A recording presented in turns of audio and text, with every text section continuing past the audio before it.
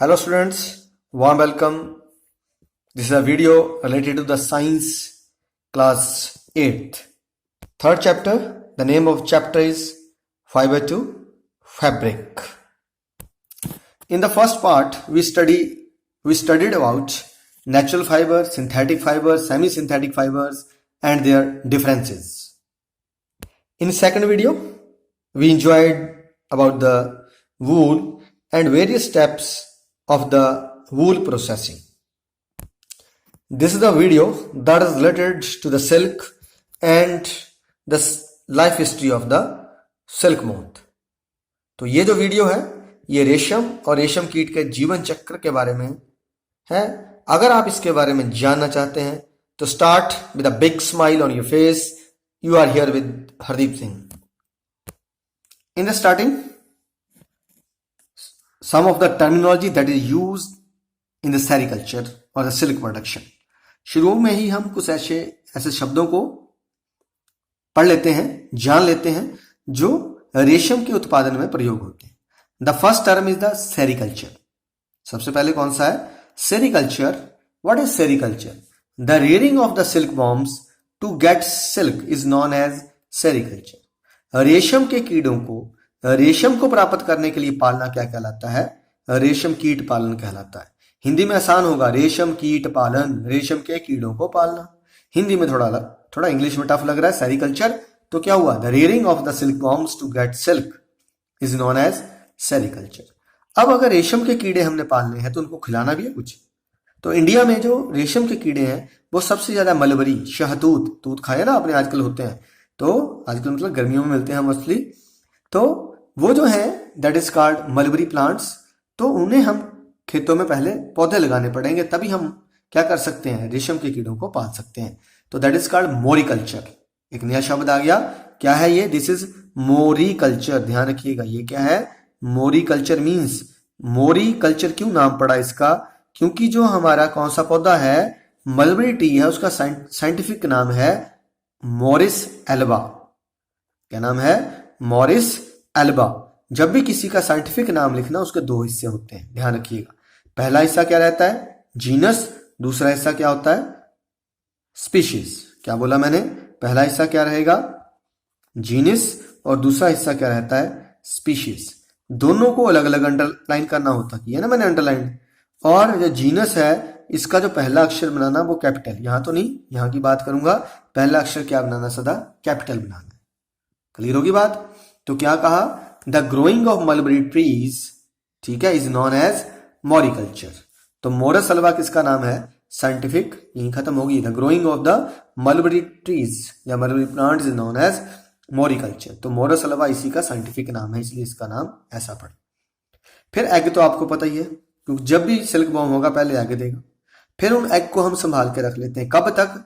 जब तक हमारे मलबरी ट्रीज के ऊपर लीव्स नहीं आ जाती. ध्यान रखिएगा, अंडे फार्मर्स तब तक संभाल के रखते हैं. Egg of silk worm is protected until the mulberry trees don't have the fresh, ठीक है, फ्रेश क्रॉप ऑफ लीव्स.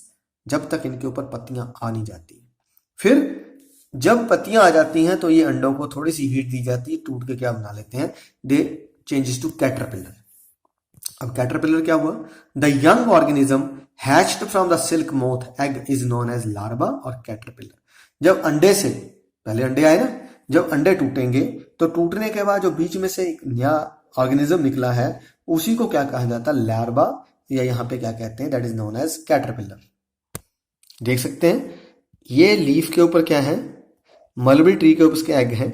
अब एग हैच हुए तो क्या निकला? ये निकला. This is called silk worm. ये सिल्क बॉर्म है, इसी को सिल्क बॉर्म कहते हैं. वैसे ये है क्या है? ध्यान रखिएगा, this is it's larva of the silk moth. ये इसका लार्वा है, या इसको और क्या नाम है? कैटरपिलर है. थोड़ा आप देख सकते हैं ऊपर भी, ये मेल है और ये फीमेल है. मेल फीमेल की कैसे पहचान रहती है? जो मेल होते हैं ये साइज में छोटे होते हैं, जो फीमेल्स हैं इनकी साइज थोड़ा बड़ा होता है. तो फीमेल एग ले कर रही है, उससे क्या निकला? कैटरपिलर.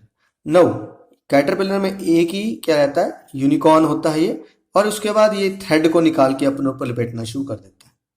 जब ये थ्रेड को लपेट लेता है तो इसके ऊपर ये जो केस बना हुआ, केस समझते हैं, ये इसका कवर जो है, ये कवर क्या कहलाता है? This is called cocoon.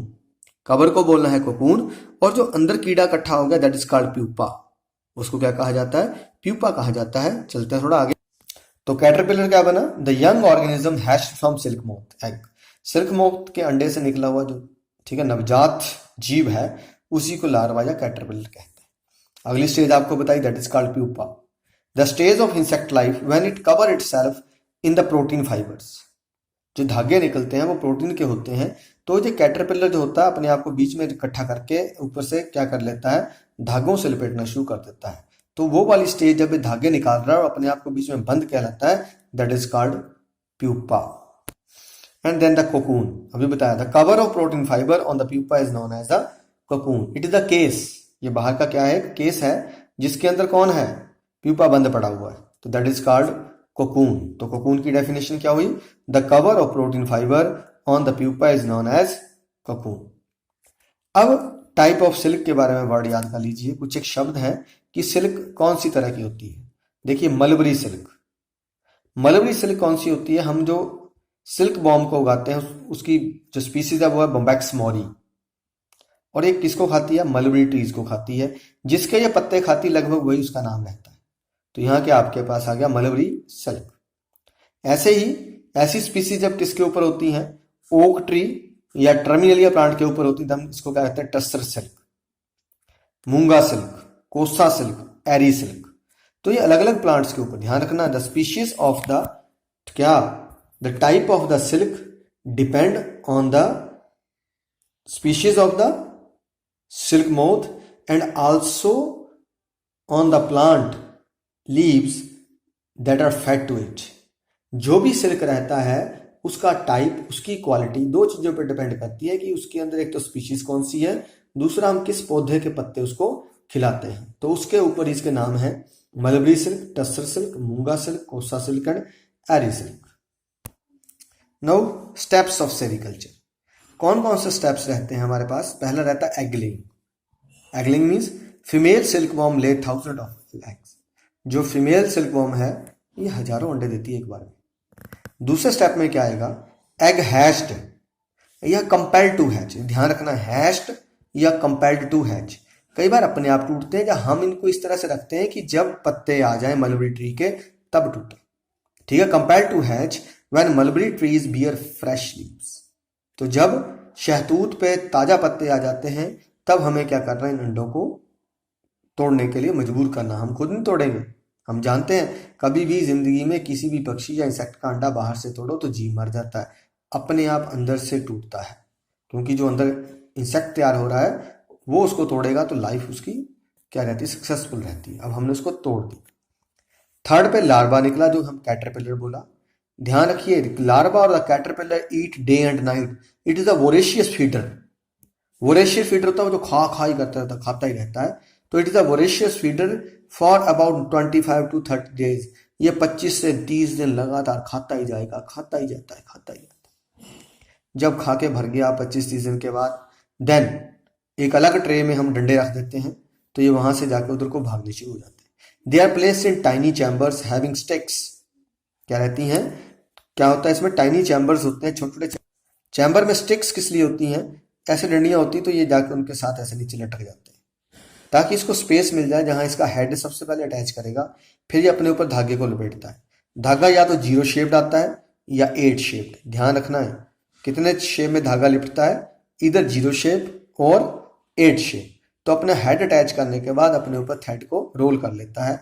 And they are placed in tiny chamber having sticks and formed a thread case over them known as cocoon. तब ये अपने ऊपर क्या करते हैं? प्रोटीन थ्रेड का ये कवर कर लेते हैं, तब इसको हम क्या बोल देते हैं? कोकून बोल देते हैं। अब फिफ्थ स्टेप में क्या करना है? The cocoon are kept under sun और इन बॉइल्ड वाटर। अब कोकून को हमें क्या करना है? अगर कोकून को ऐसे रख देंगे तो अंदर जो प्यूपा था वो मेच्योर हो जाएगा। जब वो मेच्योर हो जाएगा तो वो फिर से एग जो थ्रेड केस है उसको तोड़ के उड़ जाएगा, right? If the pupa get matured it will break out the, क्या कर देगा? It will break out the case of the silk thread and now the silk is not useful. अब जो सिल्क है वो किसी काम का नहीं रहेगा। So in order to kill that pupa, क्या करना है, उस प्यूपा को मारना है। The cocoons are kept under sun और इन द बॉइल्ड वाटर, या तो उनको सूर्य के गर्मी में रख देते हैं या गर्म गर्म रेत में दबा देते हैं या गर्म पानी में डाल देते हैं। And at the same time fibre separate out, और जो फाइबर है वो क्या हो जाते हैं, अलग हो जाते हैं। नाउ फाइबर्स, फिर उसके बाद जो 6 स्टेप रहता है, क्या रहता है, fibres from cocoons are unbind.